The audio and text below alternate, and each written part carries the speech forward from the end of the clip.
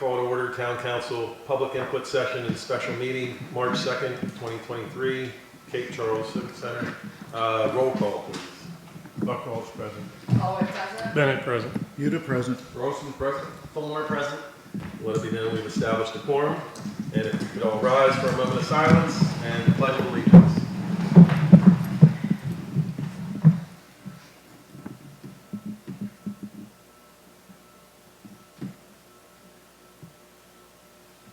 Pledge allegiance to the flag of the United States of America, and to the republic for which it stands, one nation, under God, indivisible, with liberty and justice for all.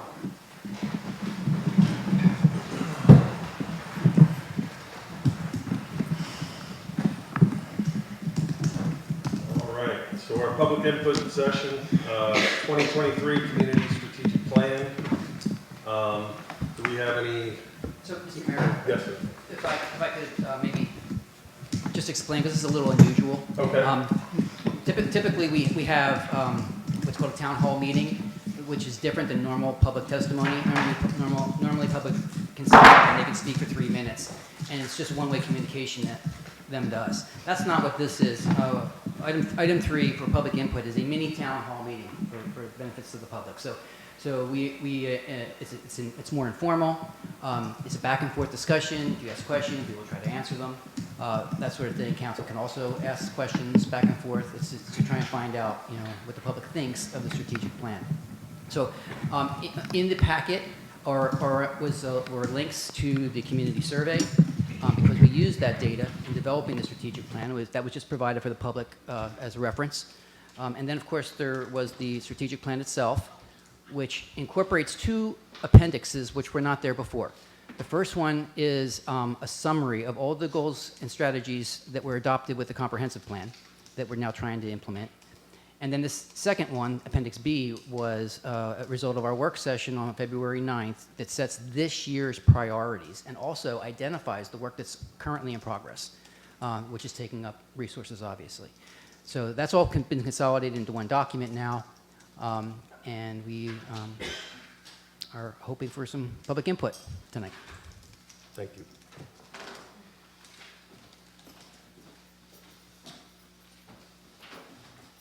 So is anyone here to put in their name? I have some public input. All right. Come on up to the microphone, please. Well, actually, never we have mind. this to pass. Excellent. I'm Phil Getkin. I live at 602 Jefferson Avenue. And first of all, I think the strategic plan is a great idea. It's an excellent document to make decisions and to do things for the town. I'm here just to give a little bit more support, though, and hopefully elevate in priority, if not now, at some point in time, but our natural resources, specifically our tree canopy and the other designed and natural landscapes that we do have in town. Just going through, just about 2 or 3 minutes here, if you don't mind.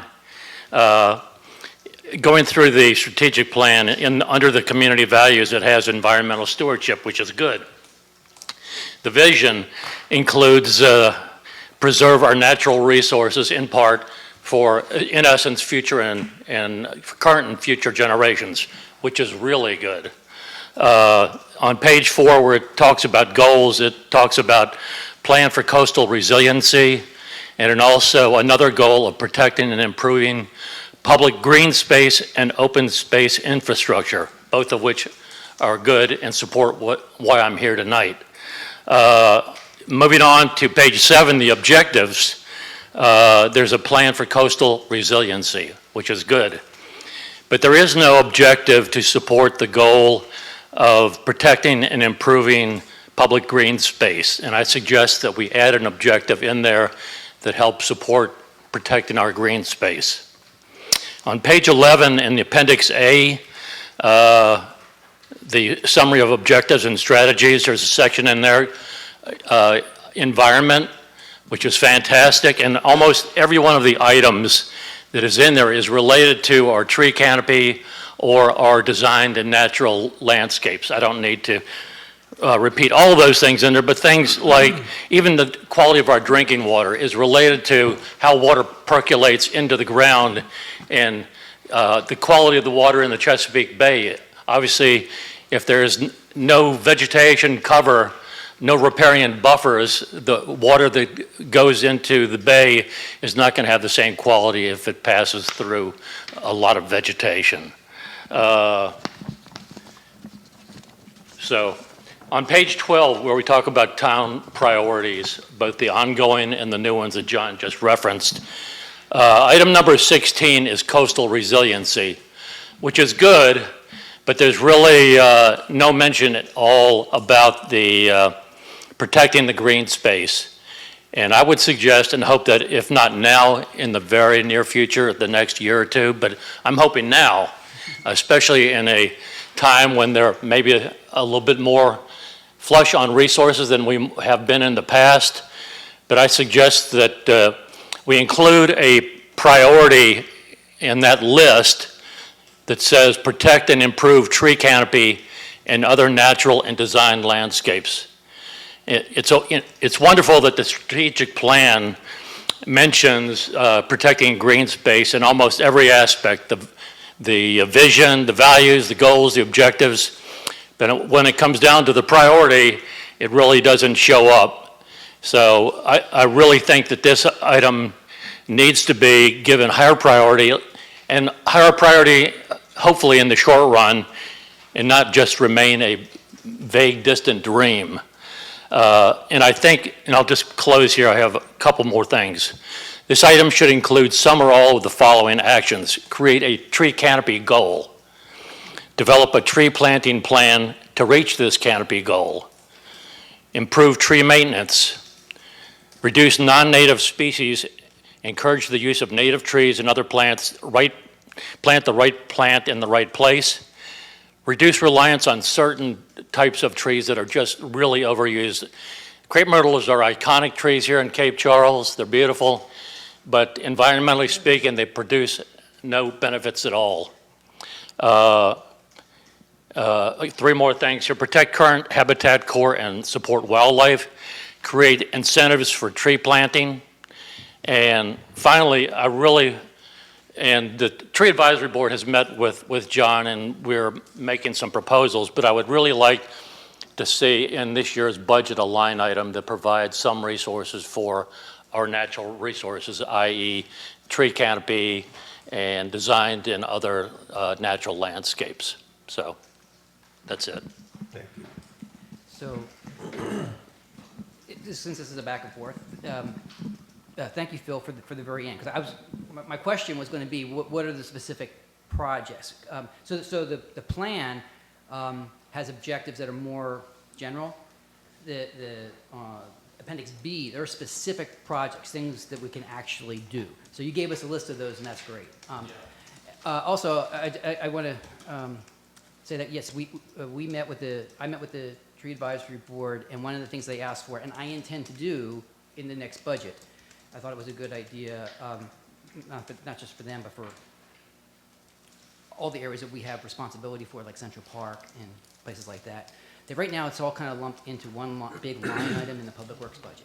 And it would be nice to have it broken out into separate line items so that we can track how much we're spending for these different things and know that there's dedicated funding for these different things. So that, the tab has been a very valuable resource to the town, but they're not, officially, a real organization, so that we can't give them money. But we can put money in our budget to support them for their purposes. So yes, I do intend to put that in the draft budget that I bring to you. And there should, I hope to have a line for CCP, for Central Park, those types of things too. Thank you. Thank you. Anybody else?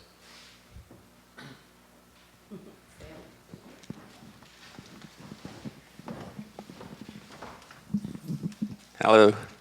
I'm Sam Jones, and my wife Julie and I live at 538 Monroe. And as always, thank you for the work that you've done. John, thank you for all the work that you've done on the strategic plan. I think in general it's in good shape. Couple thoughts, as I sometimes have. First off, I know right now there's an RFP out for folks to propose development of the library. And it talks about development of the library, but it allows for the potential that someone would come in and say, well, I'll buy it and then I'll lease it back to the town long-term. I would encourage you, do not sell the first floor and lose control of that, even if you've got a long-term lease with that. As I recall from the discussion that the town council had back when this first came up, you were pretty adamant about making sure that the library stayed as a walkable thing. So I would say that.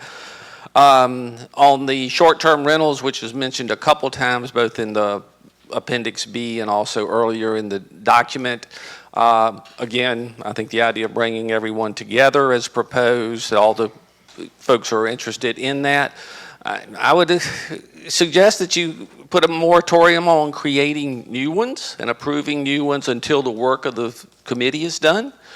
It's all about balance. It's, there are issues. John has mentioned, the trash and the noise and parking, but the overall issue really goes back to the character of the town. And so, while you're doing work to determine what that balance should be, if you can control it a little bit early on, then I would suggest that.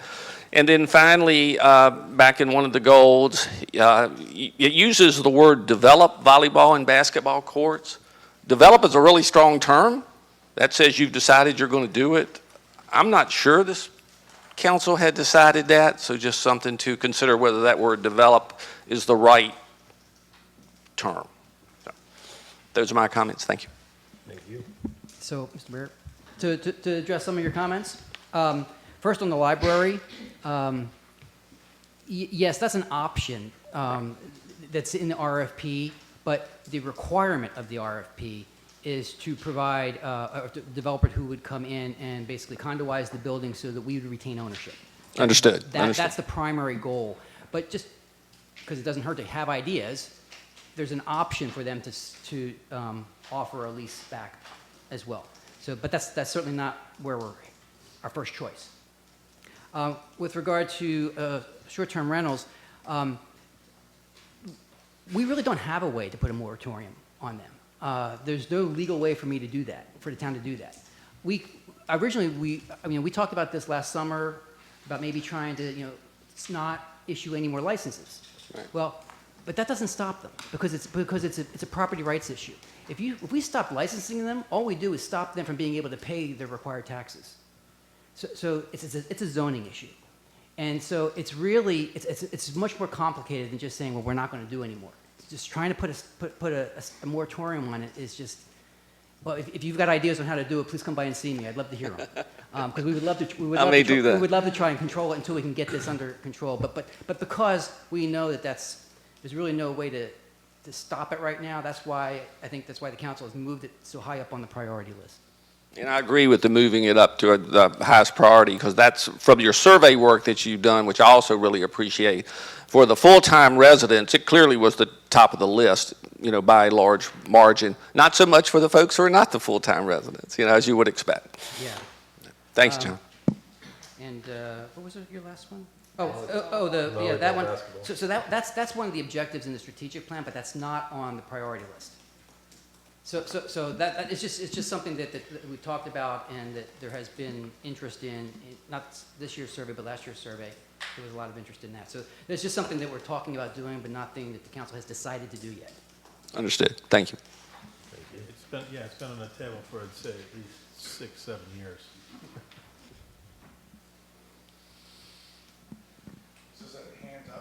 Yes, sir. How's everybody doing? Doing well.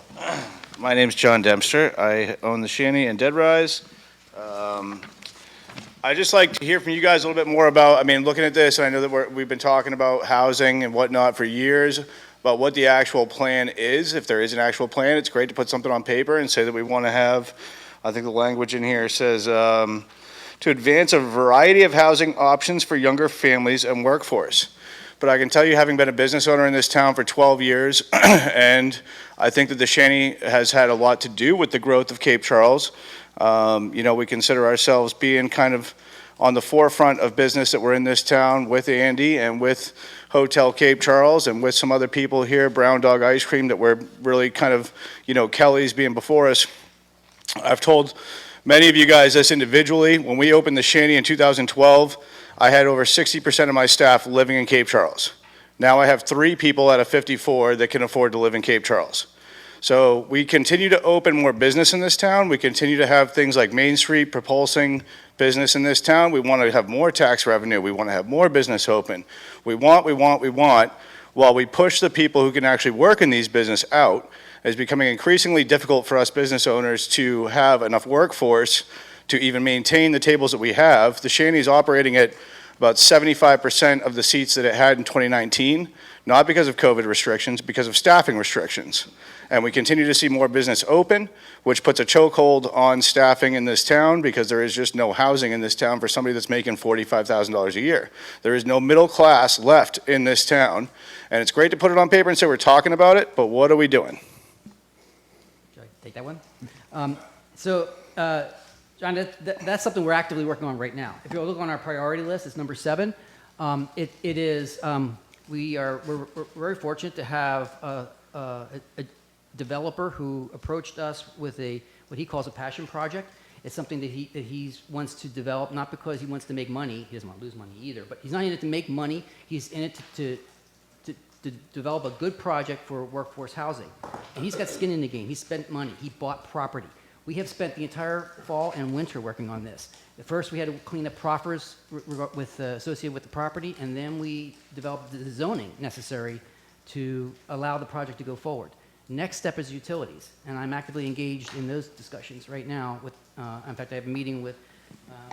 John, are you talking about Lance? Yes. Yeah, I'm familiar with Lance and his project, and I think that's great.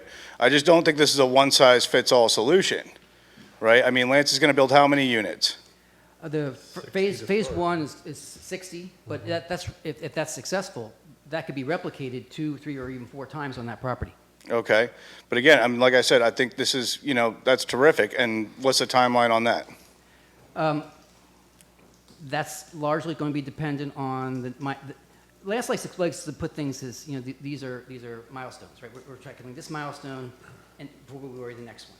But the next milestone in front of us is what I just mentioned, which is the utilities. And so that needs to be tackled in order to answer that question. Right now, so there's water and sewer, right?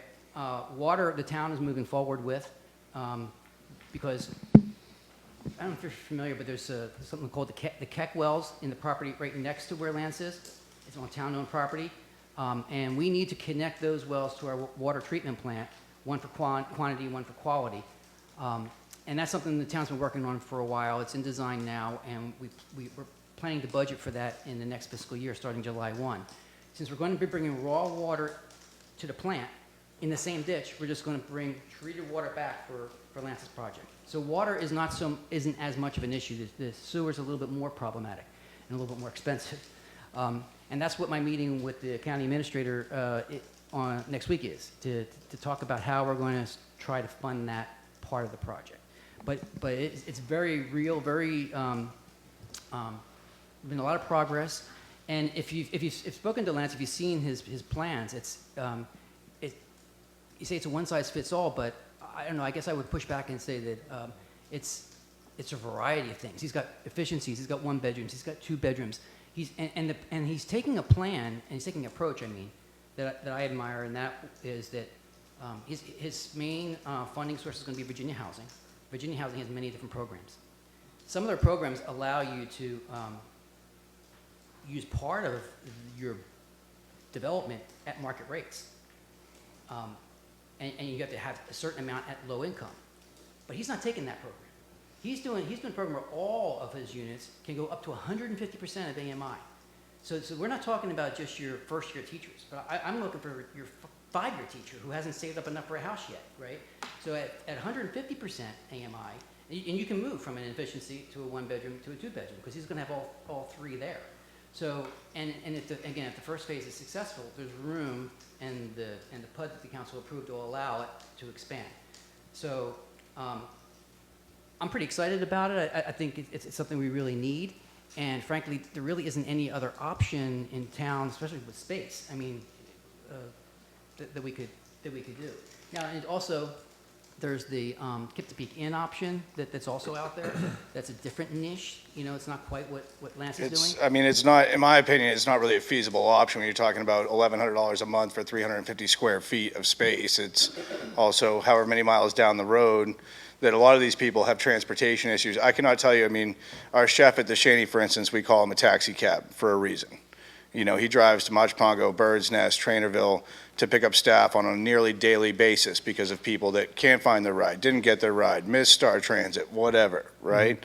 So, you know, going back to when we first opened the Shanty, when a majority of my staff either rode a bicycle or a golf cart or walked to work, you know, and I just think that sometimes there could be a little bit better communication between the powers who are in charge of promoting Cape Charles and the people who are in charge of making sure we can actually have the infrastructure to be what we are promoting.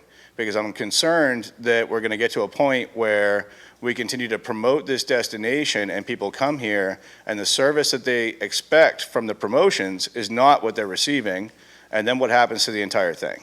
Right. You know, and I mean, I cannot tell you how much this keeps me up at night. Just one comment on the Kip to Peak Inn. The county is ready to work with Star Transit on transportation from the Kip to Peak Inn. It's just a matter of once they kind of get things set up, but they're ready to add that to a stop and have bike racks here on this destination. That was one of the things we talked about initially with the people that were doing the development at Kip to Peak. So it's a matter of getting people with the interest to do that. The great thing about that property, you know, it's not cheap, but it includes everything, absolutely everything. I mean, I understand the Cape Feed thing, but I'm gonna tell you right now, Tammy, I mean, we have a situation here, we have a need for a seasonal workforce, right? Because quite frankly, the other issue is, you build all these homes, let's say Lance builds 60 units, let's say they're available tomorrow. You move 60 people into them, terrific, now we're fully staffed. What happens come October? You lay half these people off, now they can't pay their rent. Right, so we have some other issues here, like you look at seasonal communities like the Caribbean or like the mountains, things like that. I've got 7 people coming this season from Vermont that are Colombian, that are coming here, they're gonna live in Sheridan because I rented a home in Sheridan that's a 4-bedroom and I'm paying to outfit the home, I'm paying to rent the home so that they can be here on a 4-month basis. My net loss on this income is gonna be $10,000 on this home just so I can have 7 full-time employees this year. You know, so I mean, it's not a question of, we have transportation to Kip to Peak, that's great, but, you know, we need a place where these people can come for the season, Well, but, that developer has talked about that as an option. So not 3 months, but 6 months. So those were part of the conversations as well. Initially, they threw it out as 1 year to see what they get as far as those workers, but they're very aware of that exact need that you talked about, as well as Lance. Like, those are things that they know that's the need. There's not somebody who can be a 12, there's a small amount of people that can be the 12-month person. right. Yeah, because the yacht center's gonna have the same issue when they bring in, you know, the staff to work on a boat for 2 months. I mean, I run on a budget where I intentionally lose $20,000 a month, January, February, right? So that I can keep my people employed, so that I can keep them for the next season. But, you know, we've got a big solution. We have a big problem here. We need a big solution, and I don't know that, you know, necessarily just having these units available is going to be the answer. I don't know, when does Lance think he's gonna be move-in ready? Obviously, we're not breaking ground anytime soon. Is there anything the town can do to expedite that? Well, as I just explained, the utilities is the next step. So as soon as we can figure out the utilities, then we'll move to the next milestone. I mean, once the utilities are decided, that's not gonna, you can start construction sooner rather than later, because you got the time it takes to build it, so it's one of those things. He's put up, just so you know, he's very serious, he's got a sign up there now, so. We got a sign, we're good. No. Okay, but also, I mean, Billy, there's a sign, we're good. but you know, in I'm not serious, saying it's good, it's just saying he's serious about doing it. That's Yeah. all, I mean, the whole purpose, he's put his business name up. I understand he's serious, but what I really want to express is that there's a diverse need here, right? I mean, to some degree, it's a chicken and egg situation. If he builds 60 units, 60 people move in full-time year-round, potentially more people are going to Kelly's for a cheeseburger in February on a Tuesday, potentially you need more staff. Terrific, right? But it's not a one-answer solution here. We're going to have a situation where we really are becoming a seasonal resort town if we haven't become that already, which means we're going to need seasonal resort staff. And that staff is going to come from other areas who have opposite seasons from us, whether it's from the Caribbean, because they're busy in the winter, whether it's from, ski slopes in Colorado or Vermont or whatever. Where do those people go that are not going to rent a place year-round? Lance isn't necessarily going to want people on a 5-month basis. And, I'm telling you right now that when you look at the prospectus of what I'm renting and what I'm spending to have it available to people for a 4-month period, I'm willing to eat the $20,000 a month in the winter to keep my people on. I'm willing to eat the $15,000 I'm going to lose on this rental just to have 7 people here for 40 hours a week, right? I mean, that's a tremendous amount of money that, on top of that, I'm not the only one who's in that situation. I'm in the same situation with my business. Same here. You've got room over there to put a tiny home behind you. It's the same thing. I mean, jokes aside, I really want to make sure that everybody here, we're responsible for over $5 million a year in business in this town, and that's growing, and we want to continue to grow that. We employ, in the summertime, over 175 people between 2 locations plus, so we have, I'm not trying to, it's getting very difficult to compose You got any good business ideas, in this John? town. We're looking for the good Yeah. idea solutions. Because also, I mean. I mean, let's- you got plenty of problems. You got any suggested? Well, I mean, town has 18 acres of land right next to Lance. And what would you like us to do with that? I don't know, why not find somebody that could develop it on a good That's deal? what we've been doing. We've been doing that for years. Okay, well, that's good to hear. I mean, Steve, I'm not trying to attack anybody. No, but it sounds it. I mean, I'm really not. continue on I've been coming in here about bringing all this up for the needs years. And no solutions. Come with a solution. Bring us a solution. Hey, you want to lease me the land for $1 for the next 99 years? I'll go build it myself. But, okay. Thank but you. John, How about a in- solution? In seriousness, okay, we're a small town. There's limited bandwidth. When you look at the progress our limited staff have made in the past year, you're not telling us anything new that we haven't heard before, from you and others, from me. I think it's damn impressive what we have gotten done in the last 18 months, 2 years, and the amount of staff time that's gone into that. It's not realistic for us to think our staff has the bandwidth to work on really more than one of these projects at a time. It's not, we don't want government to get into building houses. So the thing is, it's a lot of these are market actions. It's not just, because all of a sudden we promoted it, things came. It's the tourism market has shifted. Everyone in the world discovered us. So, you're not telling us anything we haven't heard. And so, I feel like we've been having a rather circular conversation. I think the important thing is to see what's working, and there's also a lot of time that goes into learning what works in other communities. Paul has basically taken this on as a part-time job, half-time. So, it's happening, but it's just not realistic to expect it overnight. The tourism market might change overnight, but we can't develop overnight. Andrew, you've been heard, but I- let's just move on. Maybe one of the part-time solutions in the meantime is to work with the people who are promoting the town to maybe throttle back on the promotions. We don't promote, the Main Street does not promote for summer season. We're promoting for the shoulder season when you're losing money and I'm losing money. Promotion for the, So, and that's been very publicly stated at For all the 3 Main years. Street meetings. for over 3 So, years, there's yeah. not been any promotion, as well as ESVA tourism. They are focusing on trying to build that, not even true like deep shoulder, but the ones that we all can have employees to do, and that is the strengthening April and May and September and October to extend it so that someone that once needed a 3-month lease could do a 6-month lease and doing that. And so there are not any promotions that go on to bring people to. Well, I'm sorry to sound like I'm on the attack, but I've been told by a person sitting in a chair up there that this isn't their problem, that this is my problem to figure out, that this is local business problem to figure out. It's both. Well, as a local I business understand. person, I have to figure it out. When you look at what's going on in other communities, you have across the bay and in every town I've visited in the past year, you have larger business owners buying houses, building apartment buildings. We're not the only ones in this situation. We have the advantage of looking what other places with more resources have to do. And, I'm sorry, but part of communication is listening, John. And you've been told these things before. I've been at Main Street meetings where you say the same thing. You've been told we're not promoting the summer season. And part of it is listening. You know some of this progress and how much time has gone into it. So I'm hearing blaming, and I'm saying thank you to our staff and thank you to the people up here because, quite frankly, as much time and energy as we can afford has gone into this, and it is yielding results. But we're not going to be able to solve it overnight. I apologize that you're feeling attacked, Andrew. I just wanted to make sure I'm here on the record. Main Street meetings are a different forum than being at a town council meeting. Thank you. Moving on. Anybody else? Do we have any? I have one comment, Alex.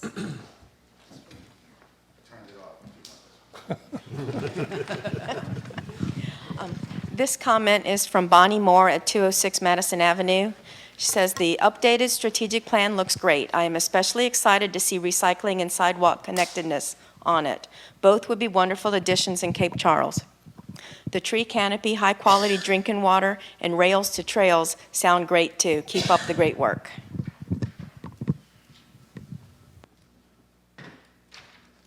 Thank you. I guess I will, I don't need that one. Oh, yeah, you gotta grab the mic. People can't hear you. Broadcast. Kevin McGovern, 605 Peach Street. I was just wondering if there was any plans in the future to do anything with the roads in our town here, because it seems like they're all very inconsistent. Some have like a real heavy crown on them, the hurricane ditches that we have. I mean, it just seems like everything's I don't think they're at the proper pitch that they're supposed to be, up to the codes and, new roads or whatever. And I understand it's an old town and everything, but I saw on your agenda for everything that he's planning on doing, and I was wondering if any attention was going to, is that VDOT or is, Yeah. so it's, Yeah. so is anybody going after VDOT, or is there a plan or engineer that represents our town? Is there any plan to maybe take on doing all these streets eventually one at a time with grant money or something to make it all consistent and bring it all together? Because it just seems like it's, and drainage. Plan. No, I mean, it's hard because I hate that this has to be the answer, that it's somebody else's responsibility, not ours, but it is. So it's an enormous project and would take a lot of funding. VDOT is not only responsible for our roads, but also all of our sidewalks. And in the priority of things, sidewalks have tended to rise higher, and so we have actively pursued that. And we've been successful with that. Last winter, we had VDOT contractors come in and grind down all the areas that were above half an inch high. Then this year, they spent all winter, starting in November through now, replacing sidewalks and curbs. Well over $1 million was spent in here upgrading all of that infrastructure. So there's only so much we can squeeze out of them at a time. I guess it's a fair point that there is not a comprehensive plan on how to tackle the worst areas of the streets. I mean, every street has, the top of Jefferson where it comes to Fig, those about last 4 houses on the left are about 4 foot below road grade. Technically, those houses should be raised to be made right, to match, because I guess somewhere along the line years ago, maybe they raised Jefferson Avenue on those houses there for drainage issues or whatever reason. Those houses there and the sidewalks about 3 or 4 foot below the crown of the road out on Jefferson Avenue. I mean, you can go down every one of our streets and there's inconsistencies, and they're really, they don't meet code for drainage. Not a one, probably. I think something should be going on with, bringing this town, making it whole, all these streets. Fair enough. So I mean, the request is, I guess, If it was one at a time, but, grant money each year for one street at a time. They've done it with the sidewalks. This is the second row around. yeah. the So this sidewalks. is a request for a legislative priority that we pursue with the state. I mean, if the engineer shot those grades on those roads, they're not what they should be, in a way. All right, but I'd say the VDOT funding issue also needs to be addressed, because they have a strategic plan as well, right? People submit for entry into their particular projects, and they have a grading system that they come up with and say, these are the 6 projects that we can deal with on the eastern shore. So you can see various roads that are flooded out that are being redone. Those are the kinds of projects that are currently on their books. But that's the process that we'd end up having to go through, is getting a project of significant magnitude onto their priority list and them agreeing to, yep, it passes the criteria to elevate it to being funded. And they will then, in turn, do the work. So I don't hold out much hope going through VDOT with a town plan of that particular magnitude. That's just my opinion.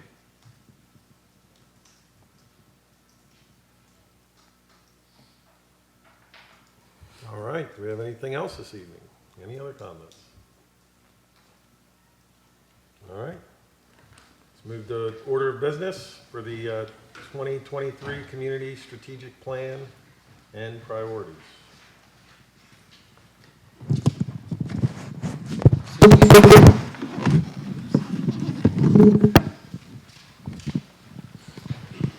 Do we have anyone sign up?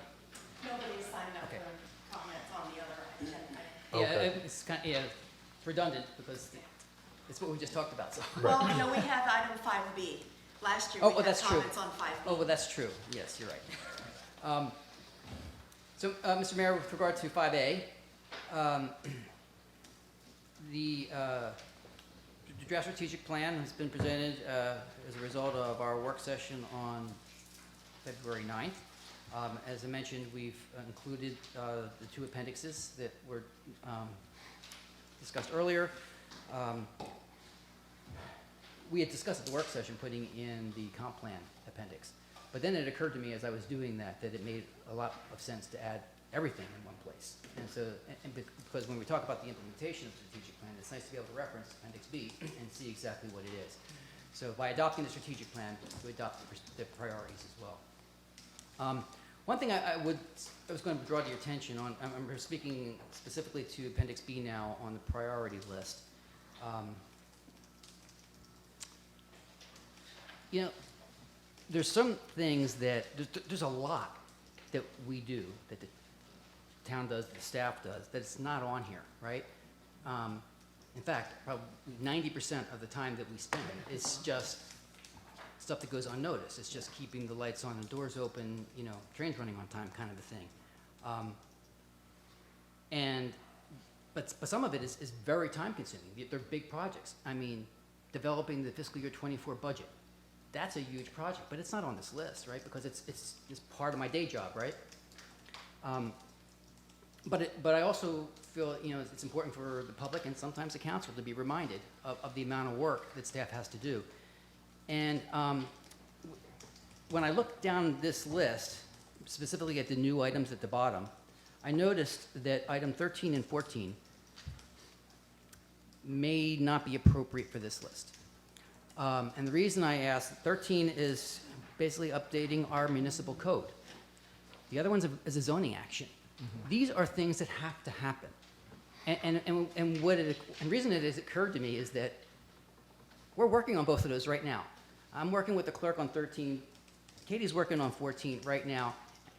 And we're not doing 10, 11, and 12 yet, right? Because those don't have to be done. These other ones have to be done. And so I guess what I'm suggesting is that these be deleted from the list. That these are part of my day job, other job, necessary requirement. We can't not have a working municipal code. We cannot not do zoning actions. But we don't have to do short-term rental regulations, right? So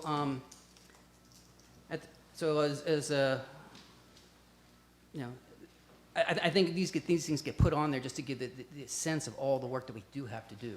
And if we take these off, the risk is that the public and even the council may not realize, well, why are we not getting to the other things on the list? It's because of things like that. But anyway, so that was my only comments on the information that was presented. My only recommendation would be to perhaps delete items 13 and 14, leave everything else the way it is, and I would recommend adoption. I have a question. I didn't know if there was a place in which we wanted to work in any of Phil's comments under, like an objective in for the overall, natural resources and tree canopy piece. And adding, I haven't looked at quickly enough and paying attention to everybody else, but where that would specifically go. This is the time to do that. So if you would like to make an amendment Okay, just some guidance on where that would go. to any part of the plan or the priority list, Yeah, now would be the time to do that. okay. Well, Mr. Hayes, we'd have to do those one at a time. Yes, correct? one at a time. Okay. So, do you think it would best fit under in the strategic plan, under the improved public green space and open space I believe- infrastructure? I believe so. Phil, is that where you Is that what suggested it? Suggested, Phil? Well, I'd like to see an objective for Yes. protecting green space. Right, It's on page 7 yeah, of the strategic plan. And I was also hoping that we could, on that list of 16 priorities, right, that something could be put in there, protect and improve tree canopy and other natural and design landscapes. yeah. So we're working on that. So where are you suggesting in the goals for it to go under? Or are you suggesting another line item? There's already a goal in there for protecting and improving public green space. Right, that's what I, So There is no objective, so whenever you have a goal, yeah, theoretically, you have an objective Right. to fulfill that goal. right, that's what I was So suggesting. there's just Add no, a there B. needs to be an objective in there. So it would add item B under the public green and open space infrastructure. We'd add B, and what is it, how did you word what you said? I tried to write it, but I didn't. Protect and improve tree canopy and other natural and designed landscapes. And these are implying public spaces. Yep, Yeah, so public spaces okay. I'm sorry, say So that again. it's protect and improve tree canopy and public in spaces. natural and design Landscape. landscapes, In public places. in public In spaces. public spaces. Yeah, just make it clear. So, okay, so, Councilman Holloway, if you want to make that an amendment. Okay, so do we need to have? We have to do the motion on Make a the, motion, Yeah. make a motion for the amendment and and see if you get a second. Okay. I move that we amend in the strategic planning goals. we need a motion on the The whole strategic thing. plan first and then do the amendment. You're right. Oh, okay, I was. You're right. I'm sorry. No Yes, worries. we have to put the plan on, yes, we have to put the Yeah. whole That's plan someone on the else's floor job, first. because I'm gonna Mr. amend. Mayor, I would like to make a motion that we approve the strategic plan that was been presented tonight. Second? Any discussion? Now it did, okay. I move that we suggest an amendment to the strategic plan to add under protect and improve public green and open space infrastructure, to add item B to read protect and improve tree canopy. Is it in natural design and landscape and public space? And other natural and design landscapes in public places. Other design and natural Landscapes. landscapes, Designed. designed. In public spaces. Someone second that? I'll second that. Any discussion on that? Yeah. I think I agree with the priority. I agree with the concept. I'm just thinking how much time and effort has gone into basically every word in here. I'm wondering if we shouldn't table this vote until our next meeting and clarify, get this language clear, distribute it with the next one, let it cook, see if in reviewing it, anyone's staff, whatever, has any tweaks. I just don't want us to be like discussing this at the budget time or something and be like, oh yeah, we rushed that in at the last minute and we didn't think of this, or it should have had this. So, I mean, if I'm the only one who's uncomfortable, then I'm fine. I think John needs to weigh in on it because I think the reason for passing the strategic plan is to aid him in preparing the budget. Correct, yeah, my I departments don't wanna cut him too just short. put their basic budgets together now, and now we need to layer in this. So, if we waited to adopt this a couple of weeks, that means that just delays my work a couple of weeks. So, but, that said, if it's confusing, if we're not sure, we should wait. Well, I know during our discussions, we actually did talk about this. It just didn't make it in the wording correctly, so I guess I'm a little more comfortable because we got the wording and where to put it. We did discuss it, in all of our discussions, I remember specifically. So I don't feel like we're rushing it, we're just kind of getting it added in there. Well, if I could also add, I am not concerned about amending the strategic plan in this section because this doesn't have a direct impact on my budget. The second request would. So this just adds this in there. It doesn't really hurt anything right now, and we can adjust it later. The next amendment, should there be one, that's going to add to the priority list, that's the one that we need to be careful, we need to make sure we. And I don't think we should do that knee-jerk. And, But I agree with what you just said. well, let's get rid of this one first. Okay. I'm fine with that. I was just gonna say, we're gonna address it anyway in 6 months again. For priorities, so, we can add it then. So on this one, is there any other, No, I'm fine with it. do we have a second on my amendment? Yes, we did. Okay. We ready to vote? Yeah. No, well, Oh, I'm do we sorry. want to do another amendment? We have to Now vote we on gotta this one vote on first. this one This first. Okay. Yep. So all in favor? Aye. All opposed? All right, that's unanimous. Okay, got that. So can we amend it then again to delete items 13 and 14? If you would like to make a motion. I make that motion. I'm trying to find out Appendix B. Appendix B, items 13 and 14. I make a motion that we delete items 13 and 14 from Appendix B. Second. Any discussion? All in favor? Aye. All opposed? That's unanimous. So now we go back to the original motion and second on the strategic plan for 2023. Is there any more discussion on that? All in favor? Aye. All opposed? That's unanimous. And then just for our notes, as Andy referenced, in 6 months, when we're reevaluating, we'll just maybe break out number 16 in a different way, but because John's already addressing it in the budget issues, I think we've got what we need, but just officially kind of break it down a little bit more. Because in 6 months, a lot of the stuff in the top is gonna go away, so then some of the stuff will start filtering up, so by And- that time it might. And if I could ask, Phil, could you send me your list of the actual projects? Because even if it doesn't get in here, I can still put it in the budget. You know, it's as for the tab part of it. Thank you. Thank you. Those are quick Thank you. email. It's amazing how that still works. All right, 5B, 2023-24 Employee Health Insurance Presentation and Renewal. You need some water? She's gonna need lots of water. 3 minutes. I wish. I think it'll reach. Oh, it should. Yeah, so, thank you.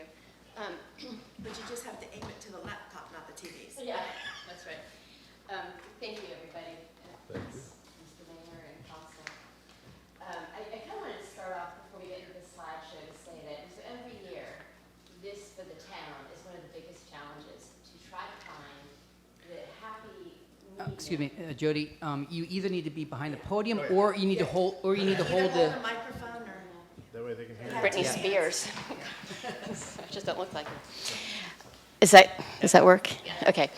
So the challenge is that we're trying to find the happy medium for the taxpayers in the town and also for the employees. So you're looking at all the different options and all the different variables of what is affordable to be an employee when it comes to the health insurance and also what's affordable for the town. And every year is a challenge because every year these rates are going up. For everybody. I mean, a lot of you are business owners and employees of a company, and so you're probably facing the same thing that we are. This year we did, as you know, you've already read through some of the material, we had an unusually high increase in our renewal. This is really based on claims, and we'll get into some solutions for how we might be able to mitigate that for the next few years. So I just kind of wanted to say we're really trying to find the happy medium here. So we had a 48% increase, and so what we needed to do is figure out, okay, what are we going to do? Obviously, the renewal was not going to work for us, so we started off with our broker, with Virginia Farm Bureau, and she said, we got to go back to ACA plans, because we were on a level funded, which is kind of like a semi like a self-insured plan. We went and we looked at United Healthcare and Anthem and Optima, and these are just traditional plans. And those rates were better than the renewal, but they were not great. The problem really was the design of the plans. We've been very fortunate that we've been able to offer employees plans with $500 deductible, $2,500 deductible, open access point of service plans where you go to the doctor and you have a copay. These are more high deductible health plans, including we had a few that were HSA high deductible health plans. So we started to think, well, what else can we do here? We have explored something called the local choice, and that is actually the state of Virginia allows like municipalities to take advantage of state benefits. We looked at this back in like 2016 or 2017 as an option, and at that time those rates were much more expensive than what we had. I actually got the proposal back right after I did the slideshow. I didn't want to redo all the slides. But the interesting thing about that is, not so interesting, the challenging thing about that is that they have a July 1st start or an October 1 start. And the reason we have an April 1 start is for the budget. And also, so I don't keel over because the fiscal year and open enrollment at the same time would be challenging. This is something we're going to explore. It's a 69-page proposal. I haven't had time to really read through it. So what you hear tonight, we may be back here. I may be back here in front of you in May, to say, hey, this is another option for the town and for our employees. But there's nothing we can do about it right now because it wouldn't start till July. But we're really trying to turn over every stone. Also had the option to look at a captive, which was new to me, but basically what you're doing is you're joining in with a large pool of companies and you're spreading out your liability across a large pool. And boy, we worked hard on this. We worked really, really hard, as did the folks that were the TPA and the owner of this company. They were great. We're going to re-explore that in December, but they could not get us rates that were better than what we found. So we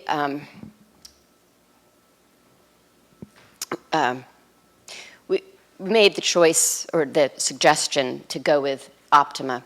Optima, of the three, United Healthcare, Anthem, and Optima they have the best rates, but they also have a very, very strong network. They are owned by Centera. So if you go to a Centera provider or hospital or a doctor, they have much better, they have like their copays, like they don't charge a specialist copay. It's the same because it's Centera. And they do have, with our local Eastern Shore providers.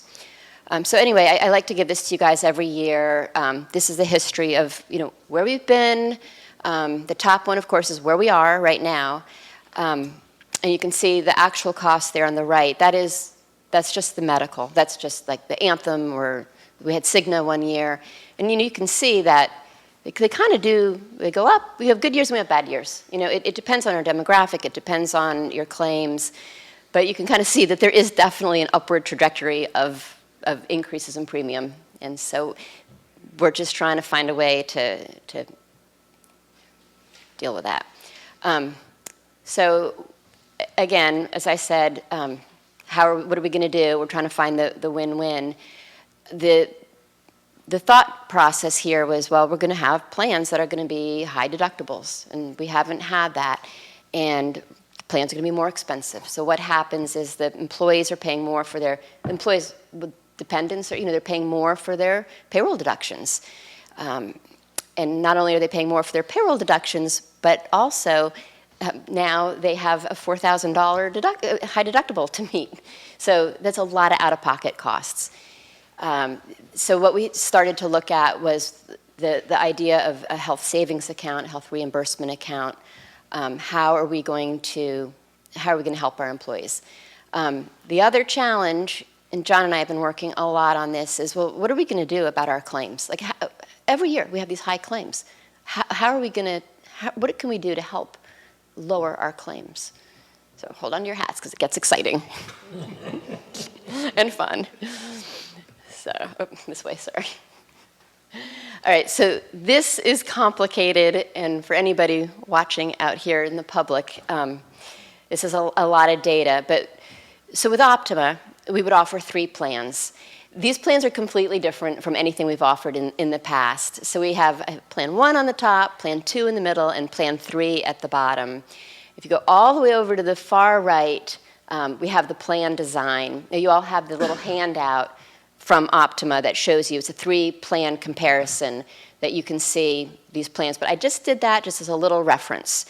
On the left-hand column, and those are the premiums, the actual premiums for an employee only, plus spouse, plus children, plus family.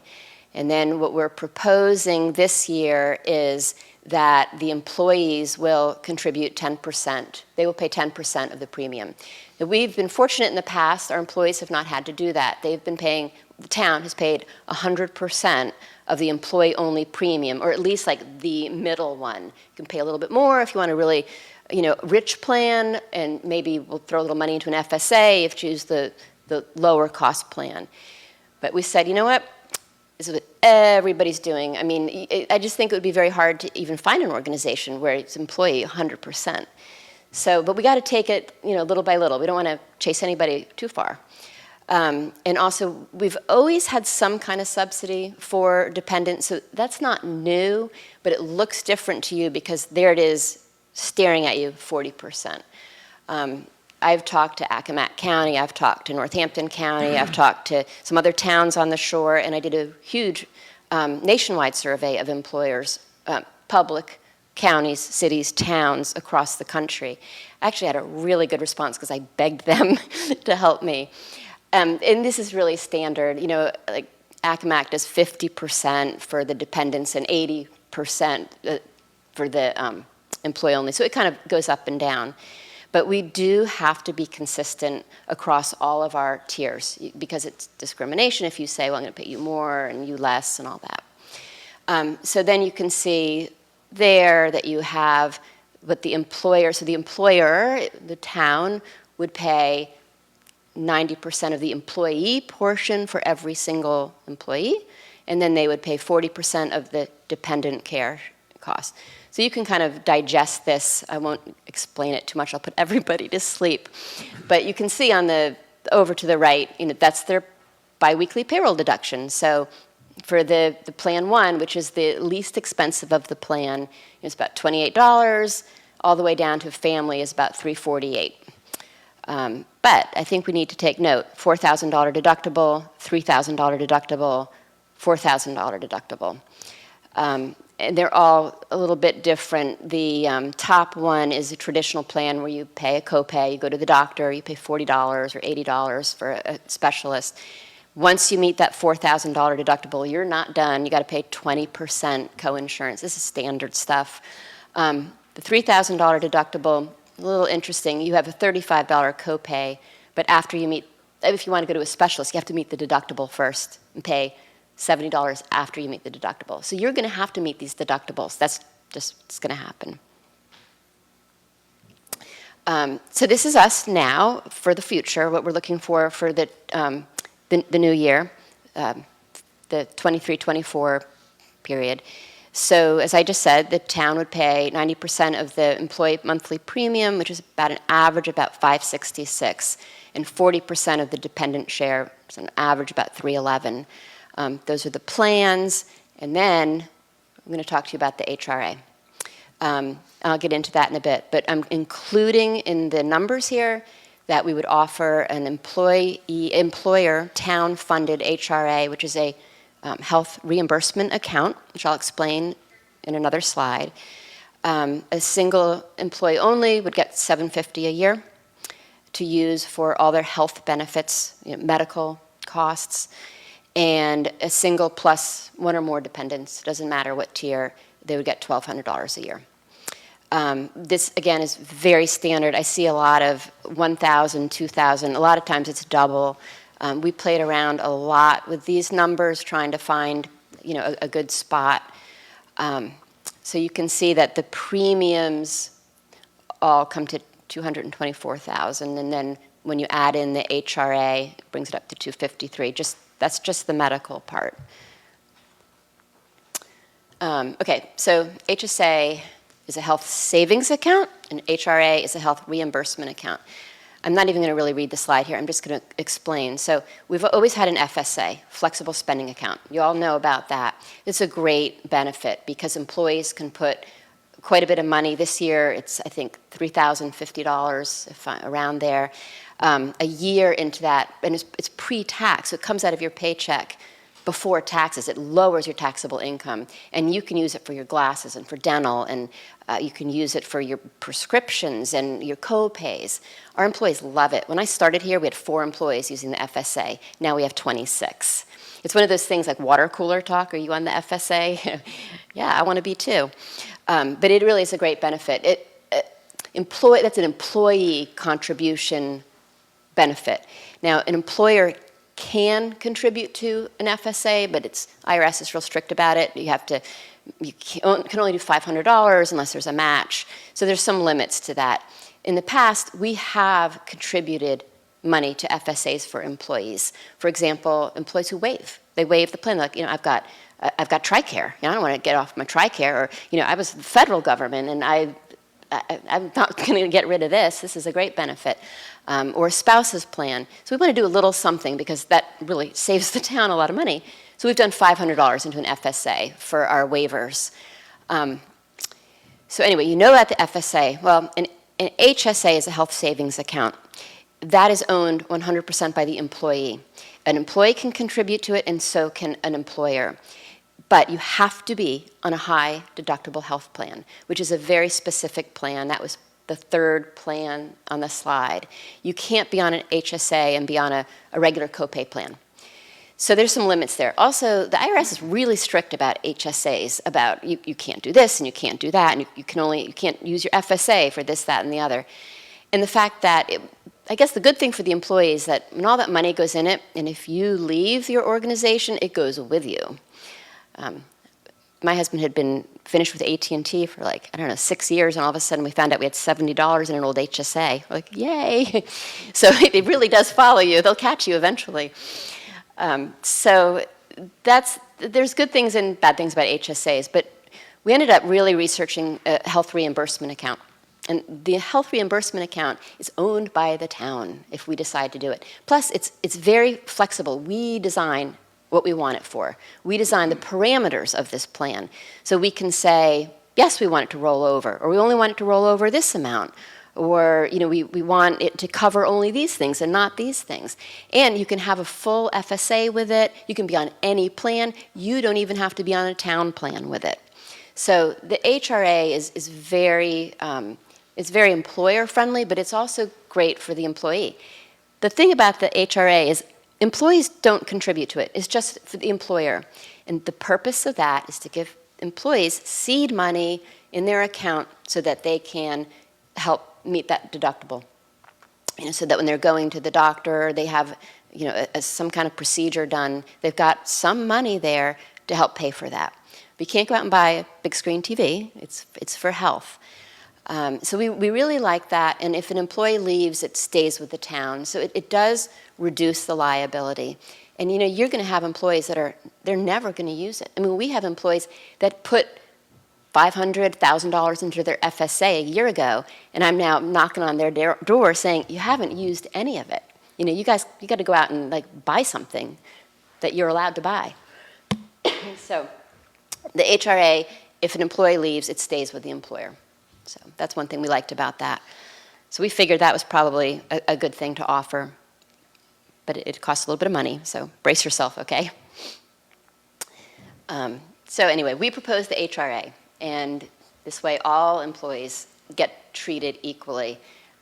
It's really kind of I think for everybody gets to participate in this. The only ones that would not participate in this would be employees that are covered by Medicare, because that's kind of a carve-out, and we have stipends. We help with their salary to cover some of their additional costs. Another slide about health reimbursement. You can tell how excited I am about HRAs. It's like, yay. Okay, so here we are. The top is the Optima, and the bottom is the Anthem. Now, this is what I'm going to show you. This is everything. This is a whole enchilada. So, you know, we've got the annual cost to the town for the medical, for the premiums, and then the middle there, the HRA on the top. And I had a great question about, well, how do you know, Jody? How do you know that number? You know, $750 for a single? Well, I pretty much have a very, very good hunch about our employees. I know who has kids, I know who has a spouse, but it does not mean that it is a guarantee. I mean, when they see these plans, they might say, you know, my child's going to go on my spouse's plan, or you know, I'm going to go off the plan. We don't know for sure, but I think that's a really close estimate to about where we're going to be. And people they're not going to give away their children. They're still going to cover them. So that's how I came up with that number. I mean, I kind of did the math, and I have to project. I don't know what plans the employees are going to choose. Last year, I knew what plans people were going to choose because we did a renewal. This year, I don't know, but the cost difference between the three plans is not huge. And then I added up the dental, the vision, and the Medicare stipend. It was a little lower for the proposed year because we made a few changes. We did lower the Medicare stipend a little bit.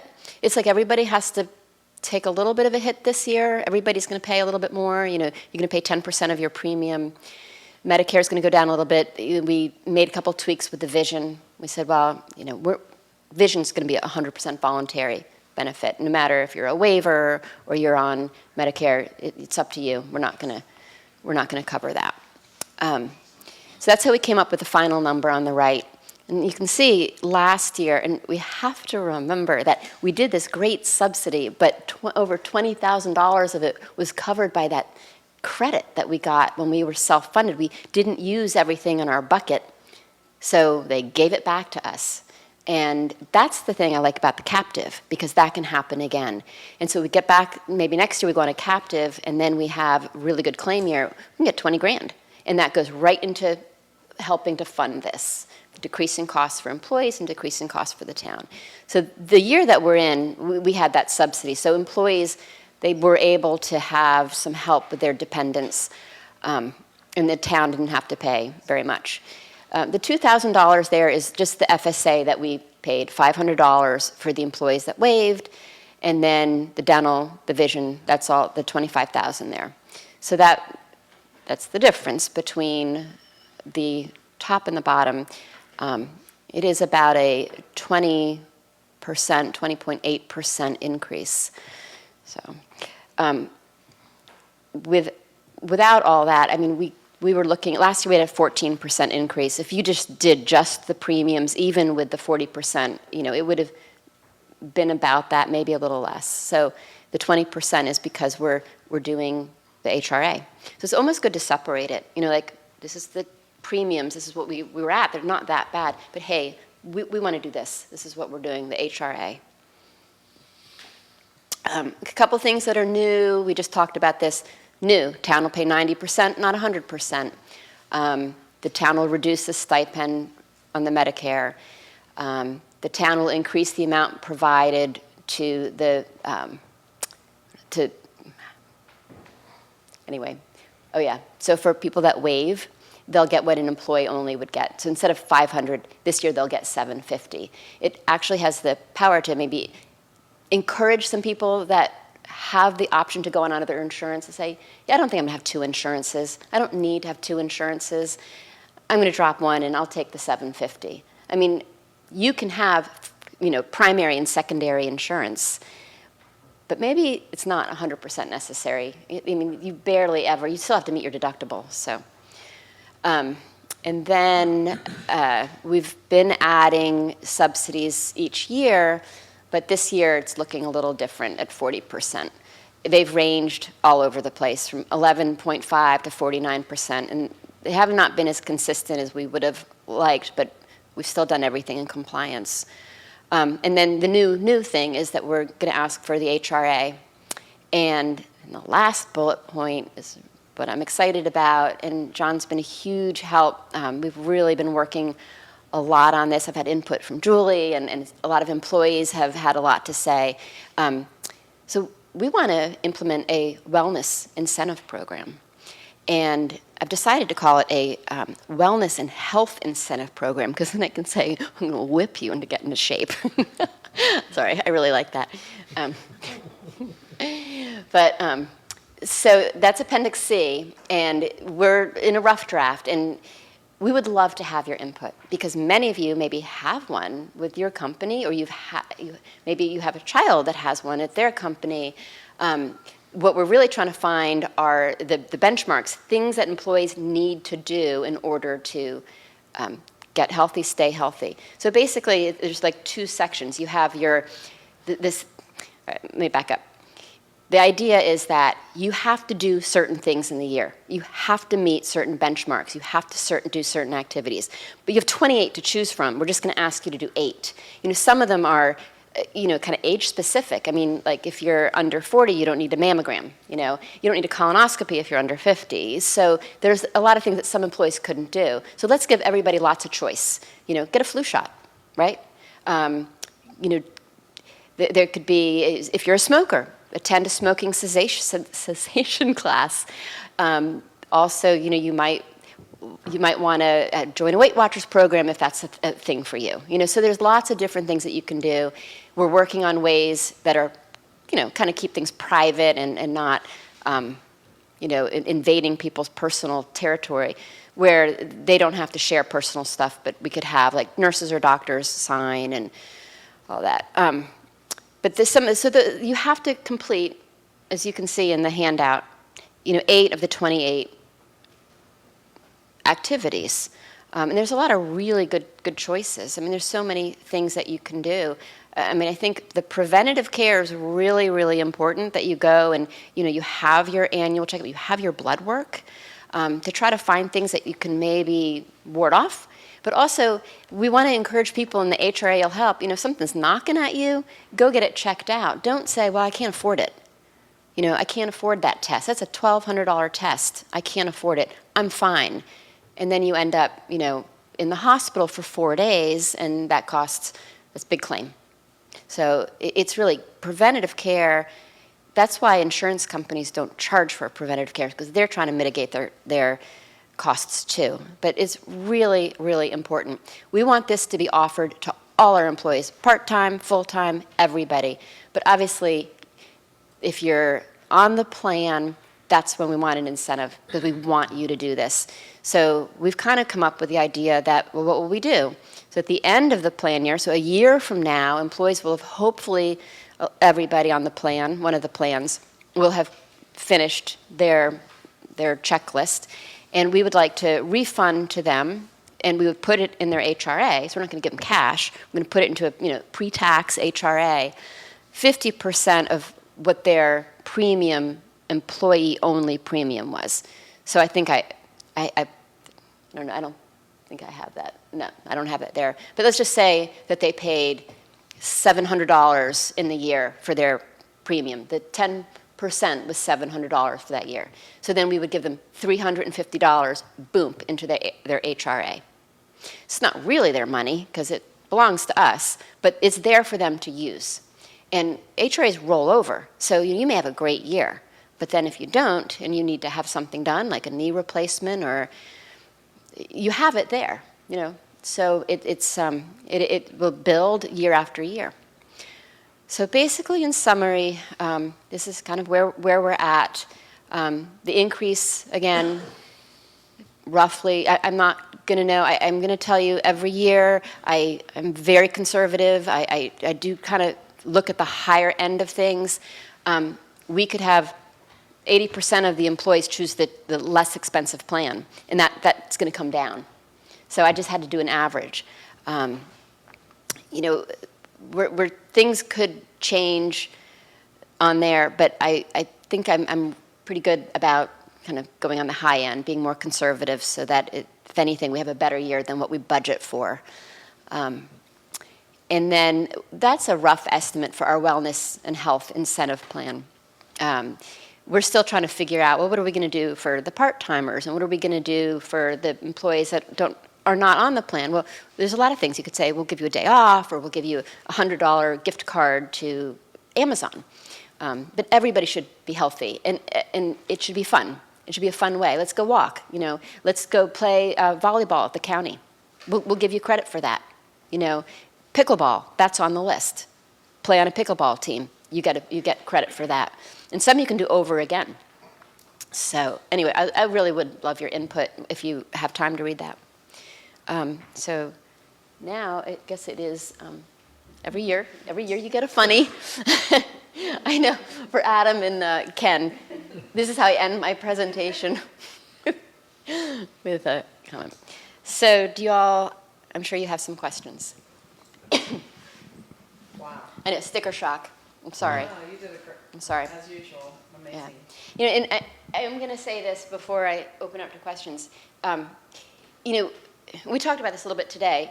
The town has spent years, and it's been great since John's been here, because we've been working on this really hard to try to get a brand. We're trying to brand ourselves. We want people to want to work for the town. And we sat here in our staff meeting on Tuesday, and we're trying to hire for Public Works, okay? And John Lockwood sat right over there, and it's frustrating. John, you were saying, trying to find people who can afford to live here. I mean, it's hard to find employees, good employees. It's hard. But John said, he goes, but more and more people want to work for the town. And we ran that ad one time, and we have like 5 really good people that we can call and interview. And everybody's hiring for Public Works. I mean, the counties, the schools, buildings and grounds. It says something. People want to work for the town. It's not just about, it's about a lot of things. It's about how we get treated, being treated, having good leadership, having just, we have a good time, we work hard. But your benefits drive that. It is the number one thing. Sometimes it's even more important than salary. People often work for benefits. Me, it's a really important thing for recruiting and retaining your employees. I am nervous about presenting this to the employees. I am really nervous. But I think if we can come in and say, I know it's a lot more. Last year you paid $102 for you and your children, and now you're going to pay, $160. I'm sorry. But if we can come in and say, we're going to give you some money. We're going to fund an HRA for you that you can use to help offset any costs that you might have. That is going to, I think, soften this for them. But they're going to have high deductibles, and they're going to have, lower paychecks because of it. So that is, it's a recruiting tool. It's a retainment tool. We're trying to find the best people that we can find, and the town is as good as its people. So, and we got good ones. As we can see right here. Thank you. So I just want to publicly thank Jody for the incredible amount of work she's done. You won't believe how much time and effort she's put into this, and how many times she's come into my office with thoughts and ideas and trying to figure this out. The original renewal cost was astronomical. We obviously couldn't afford that. To try to come up with, trying to piece something together that was workable, took an awful lot of time, and I just really appreciate everything you did. The wellness program, I think, is something that I personally very, very strongly support and encourage. We did not include that cost in the difference because it's new, right? I wanted to be like for like. So I wanted you to see the actual costs increase for all the healthcare components, and then you need to add in the wellness program. Now we're going to assume, for budgeting purposes, that everybody's going to be successful and everyone's going to get that 5% rebate back. So we do. That's what we're budgeting for. However, as Jody said in the beginning, we're a small organization, and we are drastically impacted by claims. And so if we can get our people healthy, this is an investment. We're going to get a return on this investment next year and the year after. But it's more than just healthcare costs. People are going to be happier. Productivity is going to be better. Morale is going to be better. We're going to have less sick days. There's other benefits to doing this. It's And again, it's a work in progress. So Jody and I have been working on this, so I echo her request. If you have suggestions or thoughts on that, it's still stamped draft. We need to go, obviously go final with it by the end of the month. But if there's anything in there that you see, please offer those suggestions. And we can change it as we go too. You know, it's not hard and fast. We will learn the first year. We'll learn a lot and have to tweak it as we go. So anyway, with that, I don't enjoy bringing you this kind of an increase, but I think Jody's done a great job, and it's the best compromise we could come up with. And next year might be better. We get a lot of healthy people and no claims and.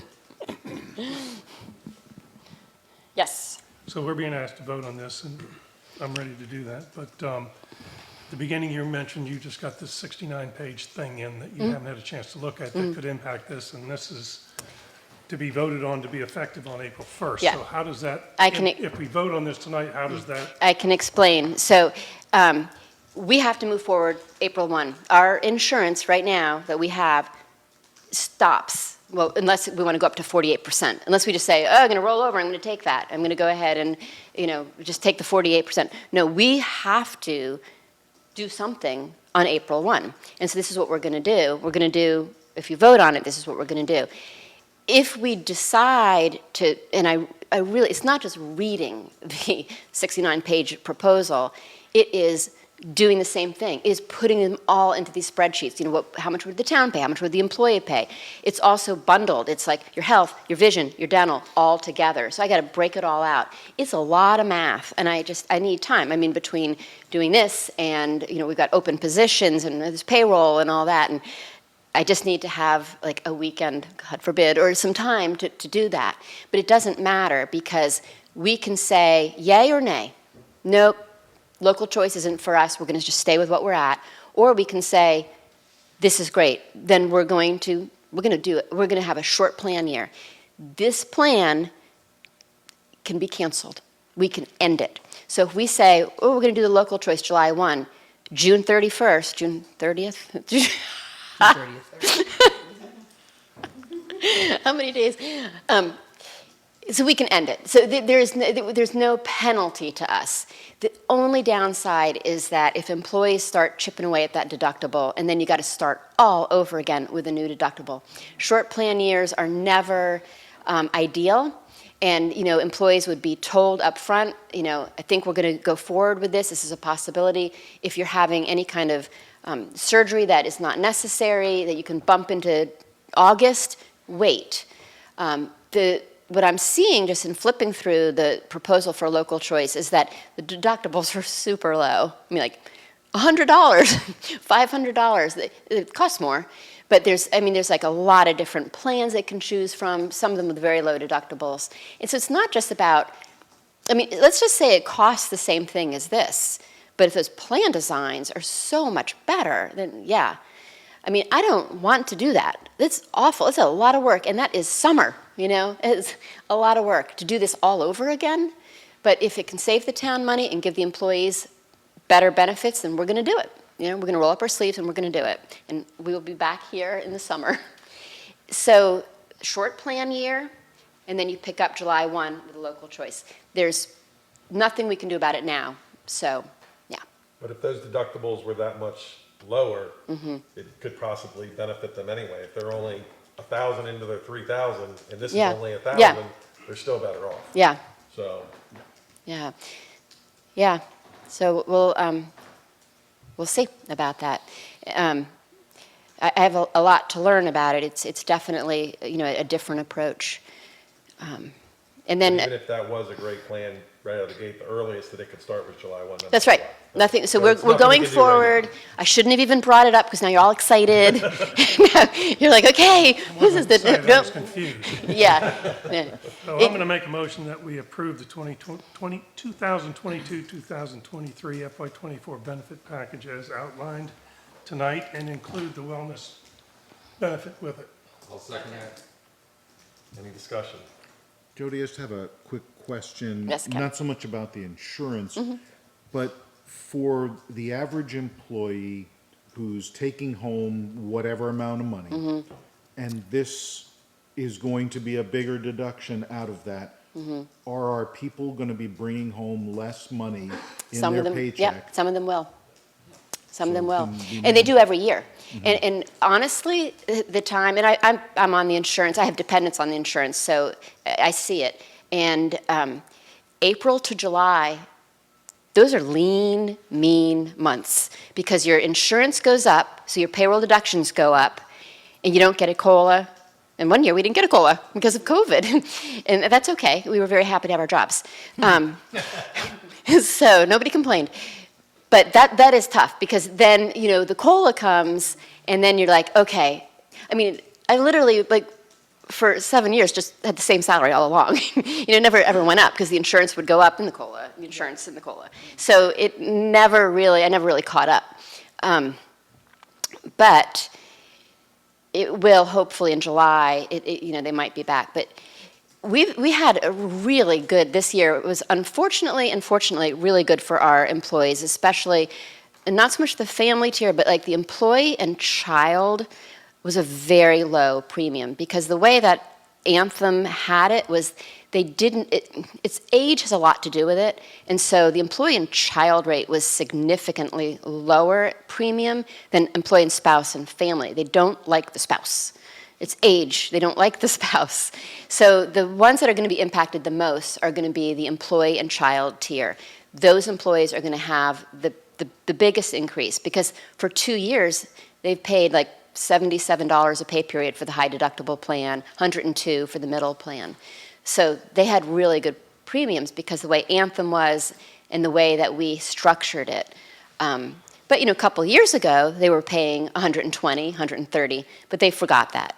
They can't remember that. They can only remember how great it's been. It's a far memory. So, yeah, it's going to be more. To answer your question, yes, this year they will see a little less. However, two things. One, if we're successful and we keep our claims down next year, it could get better and they could see some of it back. But also, and no promises yet because I'm just getting into the budget, but I do intend to address with you the employee pay scale and how maybe we kind of redo that to help account for things like this. And just to clarify on that, with the motion, do we need to have the wellness put in as an amendment? No, was in the Mr. Bennett, Mr. Bennett did that with the amendment. Okay. With his main motion, I mean. Great.